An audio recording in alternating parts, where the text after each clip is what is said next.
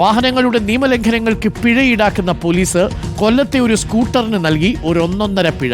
അതെന്ത് പിഴയാണ് എന്നല്ലേ പ്രേക്ഷകർ ഇപ്പോൾ ചോദിച്ചിട്ടുണ്ടാവുന്നത്. അതിനകത്ത് എന്താ ഇത്ര വലിയ വാർത്ത ഉണ്ടെന്നേ. പിഴ കൊടുത്തത് ഒരു സ്കൂട്ടറിനാണ് കേട്ടോ.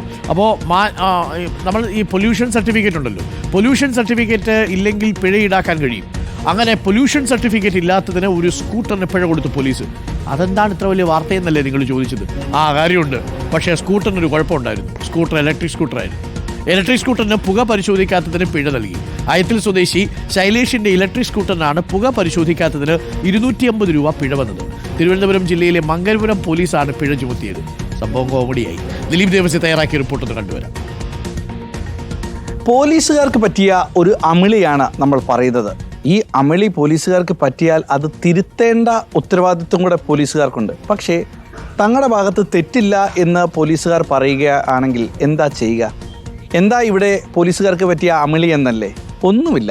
ഇലക്ട്രിക് സ്കൂട്ടറിന് പുക പരിശോധിക്കാത്തതിന് പിഴ ഈടാക്കിയിരിക്കുന്നു.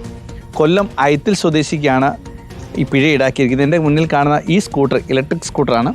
ഈ സ്കൂട്ടറിനാണ് ഇപ്പോൾ പുക പരിശോധിച്ചിട്ടില്ല എന്ന് കാണിച്ചുകൊണ്ടുള്ള ആ പിഴ വന്നിരിക്കുന്നത്. നോക്കൂ, KL 22-6-73-51 എന്ന നമ്പറിൽ. ചേട്ടാ, ഇത് പോലീസുകാരോട് പറഞ്ഞപ്പോൾ എന്തായിരുന്നു? പോലീസുകാരോട് ഞാൻ ഇതിൻ്റെ തലേദിവസമാണ് നമുക്ക് ഈ മെസ്സേജ് വന്നത്. അപ്പം പിറ്റേ ദിവസം ഞാൻ മംഗലാപുരം പോലീസ് സ്റ്റേഷനിൽ ഗൂഗിളിൽ സെർച്ച് ചെയ്ത് വിളിച്ചു.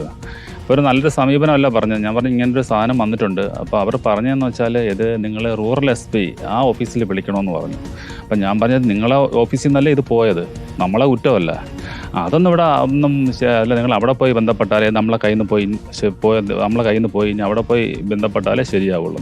പിന്നെ ഞാൻ അവിടുത്തെ നമ്പറിൽ വിളിച്ച് യാതൊരു റെസ്പോണ്ടും ഇല്ല. എപ്പോഴെങ്കിലും ഈ ഭാഗത്ത് പോയായിരുന്നോ? ഈ മംഗലം ഈ പരിസരത്തേ പോയിട്ടില്ല.